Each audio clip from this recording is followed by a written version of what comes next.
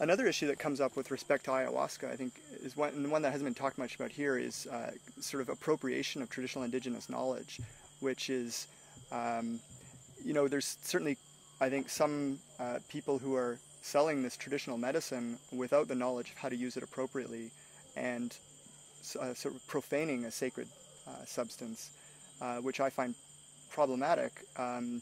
And how we resolve that is, again, another question that may have to be dealt with in a policy kind of way. There's certainly indigenous scholars who criticize the so-called white shaman, people who sort of avail themselves of traditional knowledge through books without going through the appropriate apprenticeship or the traditional induction into this kind of way of practicing healing or spirituality.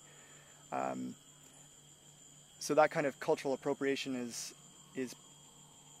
an issue that we find in many kinds of... sorry, I'm losing my train of thought. Trying too hard to think. There's also the issue of the commodification of the sacred. To what degree is it ethical to be selling ceremonies if this is a spiritual kind of experience? In many traditions, many indigenous traditions, it's kind of thing that's shared or perhaps exchanged in a barter kind of way, but certainly not commodified overtly and sold on the open market to anybody who's got the money to pay for it. That's again an issue that I think needs to be discussed at least, and whether or not we have a response to it, especially in the modern world where it seems everything is commodified. There's nothing which is not for sale.